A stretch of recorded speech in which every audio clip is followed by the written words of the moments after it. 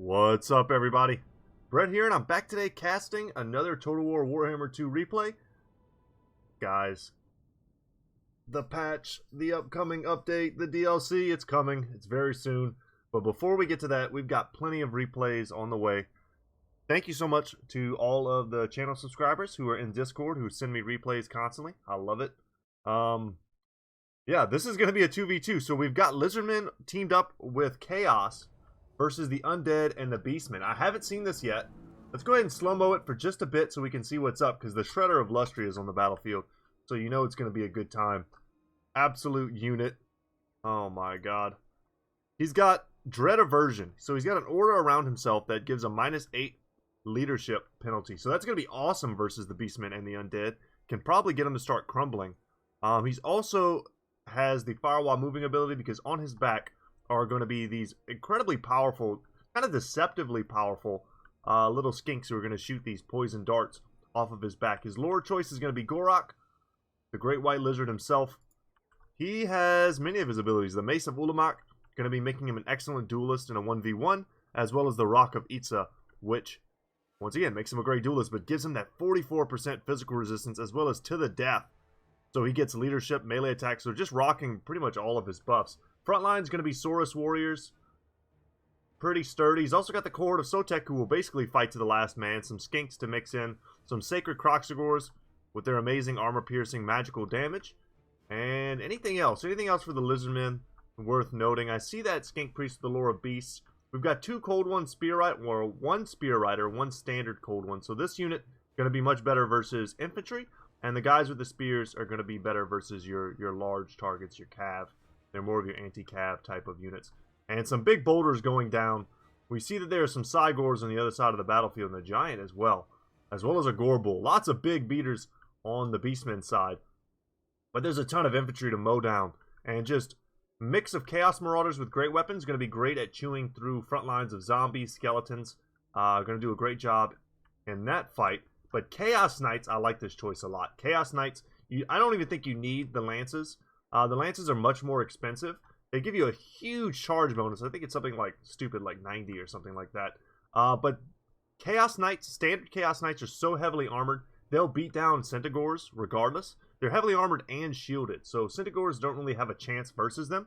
And then once you clean up the mobile elements of, you know, let's say, I mean, even the Bloodknights will struggle to get through all of the armor of the Chaos Knights. They'll probably win, though, with some healing. But I think they're just going to be the superior cav option for this battle. And then the rest is just going to be tons of a mix. Wow. So you've got everything from Chaos Marauders to Chaos Warriors with Halberds. Another great choice. This is one of my favorite choices for my flank defense whenever I play as Chaos as well. You don't need full-on Chosen with Halberds. Just the Chaos Warriors with Halberds are enough to take out most large targets. And then just a back line of Chosen. I see 2, 3 of them. Absolute blenders. Ranged units will not bother them. They have silver shields, which is something that I don't think I remembered. That's pretty powerful, though, you know, of course, the Undead are not going to be playing lots of ranged games, but they're heavily armored, high melee defense. They're going to be able to stand in the pocket and fight for a long time, which I think is the desired effect. And then Prince Sigvald the Magnificent. So what I think they've gone for are super durable Footlords. And I think that's a great option versus the Vampire Counts. Regeneration from the Auric Armor. And just some other abilities like Foe Seeker, Deadly Onslaught. Going to make him a good duelist. Keep him fresh. And so what the Vampire Counts will often do, and you see here we have Manfred von Karstein here moving in. They'll like to Spirit Leech down Lords. And whenever you've got low HP Footlords, a lot of times Spirit Leech can become quite devastating. He doesn't really have any challenges in the air right now. He's got aerial supremacy. There are really no anti-air units on the field. This Terrorgeist, Manfred on his dragon, really can do whatever they want. Shredder of Lustry is going to go out ahead. Some of those poison darts shooting up into the air, no doubt making contact. You can see the little in the bottom left corner, that poison effect on Manfred, slowing him down, making it harder and harder for him to dodge. We've got one unit of Bloodknights, tons of skeletons, zombies, nice front line, one regiment of renown, the Königstein Stalkers, and then we've got a Corpse Cart and the Mortis Engine working in tandem. Going to be draining, healing, all that good stuff. Dire Wolves and Fellbats out on the flank, perhaps to prevent any type of flanking charges. It doesn't look like, you know, there's nothing for them to get. There's no Chameleon Skinks, there's no Hell Cannon, so they're just going to be stuck on defensive duty. The Gorebull here going to chase off these Knights. I don't think that's really a fight they want to take. I would probably just charge in with the Chaos Knights on each of these 2 targets and crush them. The Razorgore Chariots will want to fight infantry. They've got plenty of infantry to fight, that's for sure. 2 Harpies chevroned up to the T's. Rank 9 Harpies. You don't see that very often. And let's go ahead and slow-mo these charges, because now that the Cohort of Sotek is in the mix, they have poison attacks, they're armor piercing. Look at those awesome animations. They will chew through zombies. However, the Mortis Engine is going to keep the zombies somewhat healthy and is going to be draining their health for the majority of this fight. But an excellent counter. Let's see if he sees it. The magic damage on these Sacred Croxagores will destroy the Mortis Engine. It looks to me right now like he's not sending them on that target. Hopefully he does that in a second, and this Mortis Engine, which is an incredibly high value target, will get put down almost instantly by just a few of those attacks. Let's try and watch as much of the battlefield at once as we can. The Cygor already up to 42 kills. That's a pretty good amount of value. Kazrak, one eye on his chariot. Going to be rolling with his 3 groups of chariots. I think I missed that 3rd group. But the Knights are coming in. They're going to shut down the mobility. That's a good option. Let's get those Chaos Warriors in there. Find some spots for these Saurus Warriors. They need to be engaging as well. We don't want to wait. It can be difficult to kind of pick your target. It looks like the Destroyer of Lustria tried to get onto the Mortis Engine. The Mortis Engine was pulled back through the front lines. That's a big Flock of Doom. Extended cast duration. That's going to be pretty value versus the Undead. And they're all going to take a heavy hit. Once these zombies crumble, though, the front line will evaporate. The Saurus, the Chaos Warriors, they'll all push through. Quite the big scrum here. The Harpies have dived into the back, trying to pick off the Skink Priest. But the Saurus Warriors were nearby. It doesn't look like they were quite engaged. But their weapon strength is pretty huge. 44 weapon strength on a Harpy. And at rank 9, their leadership is also very high. If you look at that little green bar next to their leadership, that's probably an extra 15 or so. That makes them fight almost to the last Harpy, which is something that you can very rarely say. And great job leading the Skink Priest through the Saurus Warriors. Is going to drag these Harpies into Saurus Warriors, which is not a fight that they want. These Chaos Knights, full health still, coming in to reinforce, and I'm sure they'll be able to shut that down. Fellbats doing their best. Chaos Warriors, I mean, we've got Chosen fighting Skeleton Spears. That's the mismatch of the century here. Honestly, I would pull some of these units back to help in this fight. We've got Chaos Marauders with great weapons, Chaos Warriors with halberds. They're awesome in this battle, but they're completely surrounded. They're just going to get picked apart and then eventually rout. They're their best tool versus most of these types of units. You got to support them, and I don't know if these Chaos Marauders are enough to support the halberds. But we'll see. Skink Hordes being routed, that's no surprise. But here come the Chaos Knights charging in, locking down the Razorgore Chariots. I would stick to them like white on rice because they are a very dangerous threat to all of the infantry that's over here. The infantry is winning. The infantry is pushing through. Chaos Warriors mixed with Saurus, I mean, that's just a deadly combination without really anything to challenge them. I would say Manfred's magic is perhaps the biggest threat, but he doesn't have any of those big hitting spells. He doesn't have any of the Winds of Death type abilities that can kill 100, warriors in one shot. Instead, he went more for a summon type focus. He's got also, a healing, of course, Invocation of Nehek. In the meantime, Gorok is just in here smashing skeletons with his awesome animations, while these Flocks of Doom just rain down damage. Constant overcast, that's exactly what I would do. When you've got the blob, cast it. It's a lot more damage. Unfortunately, the Mortis Engine's still on the battlefield when I honestly feel like it shouldn't be. It should have been crushed very early on by these Sacred Croxagores. They're still on a good target. Manfred is an excellent target. We've got Gorok here. He's got the Rock of Itza and the Mace of Ulamog popped. So his armor piercing is great. His damage is going to be great. We look at his stats. 450 weapon strength armor piercing is pretty powerful. An Invocation of Nehek to keep Manfred alive. The Terrorgeist has been regenning, kind of picking his fights, going in and out. The Cygor has been terrified. I don't know if I would have committed him to melee. It looked like he was committed as opposed to being dragged down. He's got tons of ammo left. His ammo bar is, 3/4 full. Meanwhile, these Chaos Knights winning the battle over here. Knights versus chariots. Cavalry always wins that battle. As heavily armored as these chariots are, 100 armor, they needed to be cyclocharging through the back of these infantry blobs, and they would be able to get a lot of damage that way. Conic Stalkers, they're armored, more armored than your standard skeleton. They have poison as well to reduce the stats of whatever they're fighting, and they're going to fight pretty valiantly here. 42 kills versus the type of units they were fighting is very impressive. And the Shredder has a giant and a gore bull chasing him down. But with some interceptions here from the Cold One Spear Riders, I don't think they're going to make it. Just a nice little rear charge. The Skink Priest, Lore of Beasts, is getting caught out. You know what? That's not a horrible pick for the Lizardman player, simply because he's already gotten a lot of value from that one pick. He only has 2 abilities on him. That looks like Pan's Impenetrable Pelt, which is great at preventing sniping, Lord sniping especially, because you can give physical resistance with that. And Flock of Doom, which is amazing versus these types of infantry blobs. And now the Skink Hordes are trickling in. You see this horrible formation. That's caused whenever you take a lot of unit models and try to attack one entity. What you need to do is pull the units through, and that can be hard to do in the midst of a very wild battle here. Let's zoom out, take a bigger overview. These Bloodknights have been chasing off units up to 176 kills. They're just getting a kill a second at this point, running down skinks. And they're pretty amazing terror on the battlefield right now. This Gore Bull is still active. This Giant is still active. So pretty much all of the infantry and mobile threats for both the Vampire Counts and the Beastmen are offline. But Kazrak's still here. Cygor, Giant, Terrorgeist, Manfred, Corpse Cart, and Mortis Engine. All the single entity stuff is still on the battlefield. But the Shredder versus Cygor, the fight we all want to see.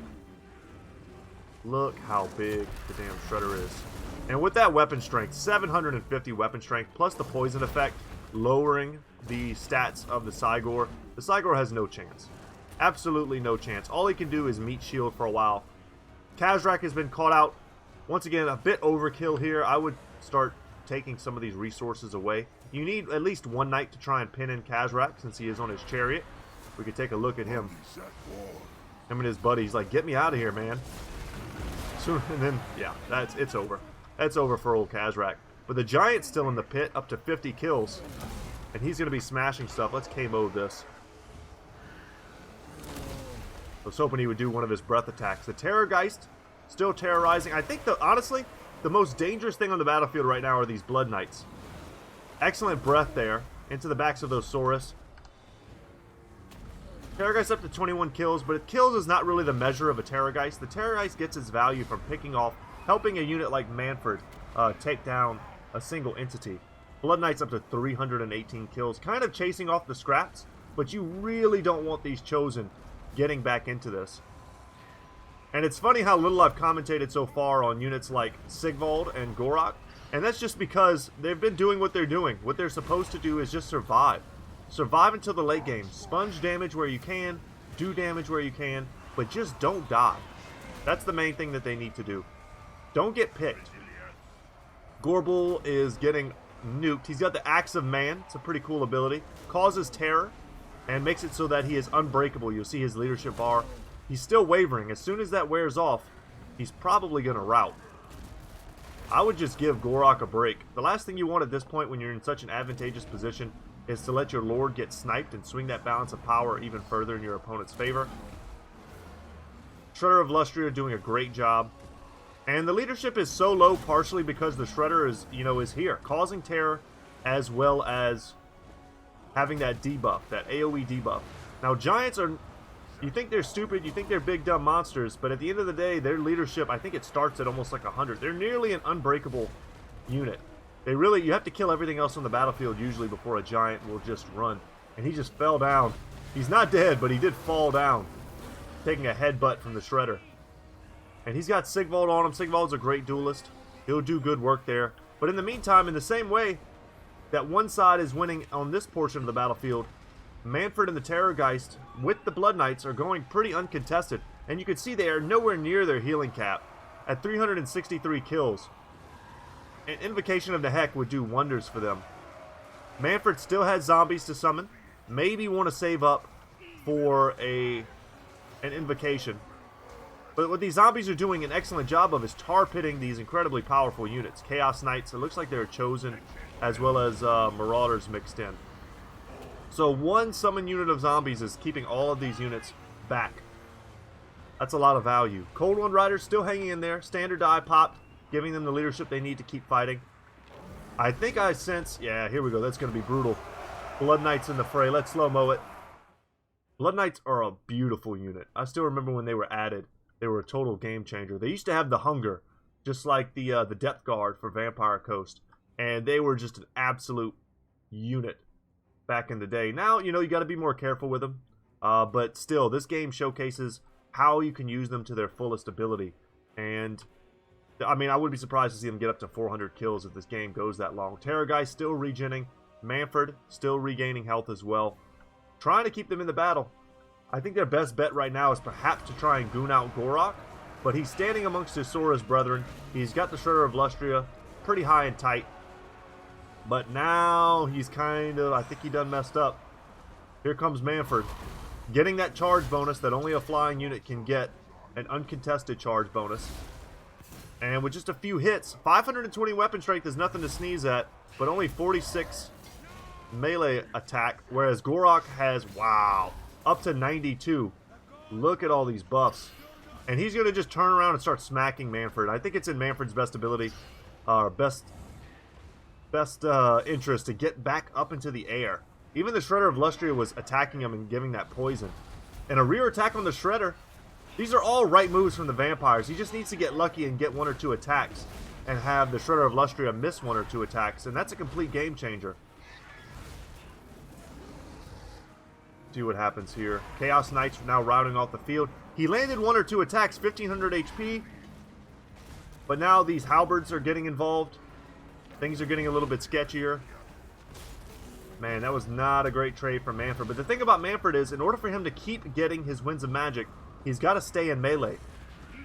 It's also kind of the same for his regeneration. And you'll see there, he pulls up into the air, dives back down. He gets his charge bonus. It's a 40 charge bonus that basically goes towards his melee attack, making it much more likely that he hits. But even on that charge, he only did 300 damage to the Shredder of Lustria. It might be time to consider going for another target. And with Cold-Blooded, that's going to keep him still fighting. He looks like he's about to waver, but Cold-Blooded plus 16 leadership.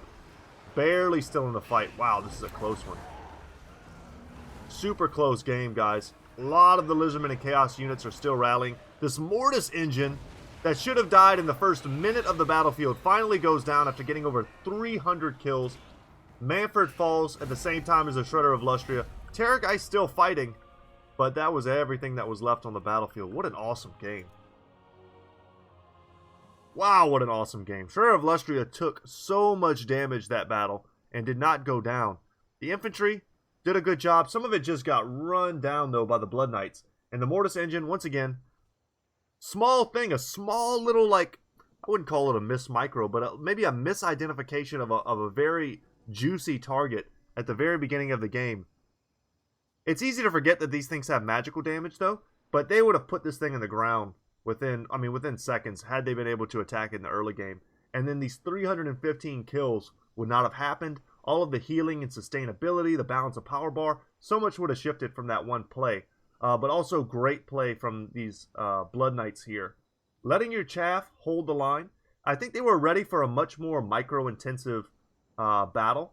The Vampire Counts were, with these Fellbats. If you knew your opponents were bringing this army, you wouldn't bring Fellbats. There's no reason to.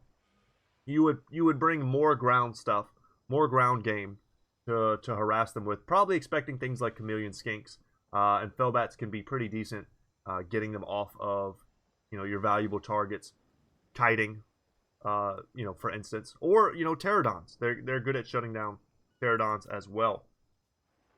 And I think, as fun as this army is, not having the Razorgores able to ever get onto the infantry, especially the very, very powerful, heavily armored infantry of the Chaos player, was probably the biggest downside of this entire army. The Harpies, they focused some targets, but maybe needed to be held back in reserve a little bit longer. And then, of course, engaging the Cygor in melee when he still had so much ammo left we could have seen him go up to easily well over 100, perhaps 150 kills once those blobs were engaged. The best thing about a Cygor is that they're mobile artillery, very mobile artillery that can defend themselves. And if you can, walk your artillery over to a flank, take a shot, walk it a little bit more, take a shot, that's something that with a little bit of micro you can kind of manage, and you can get really great positioning with a Cygor, if you're able to devote that amount of micro to it. But anyway, guys, that was a great game. Thank you so much for sending that to me. If you're interested in sending me a replay, all you got to do is join the Discord and hit us up in the Total War Replays Discord channel, and I'll see that and I'll download it and take a look. But anyway, guys, thank you so much for watching. But before I go, I'm going to be starting a campaign with the new DLC. Let me know in the comment sections. I'm taking a little bit of feedback, what you guys would like to see. It seems like right now Malice Darkblade is the front runner, and I'm kind of in agreement with that. I think his mechanics are more interesting. But that being said, I haven't really seen too much of the whole bribing other armies from Clan Eshin. That's something that they can do. They also have assassination contracts, so they're not boring. That's not to say they're boring, but I just love the idea of a dual start. That seems very challenging. And on a harder playthrough, hard, or very hard, I think that could be something that would be quite challenging and very fun. But anyway, guys, once again, my name is Brett. My channel is Goodtalk Gaming, and I'll see you in the next one, y'all. Take care.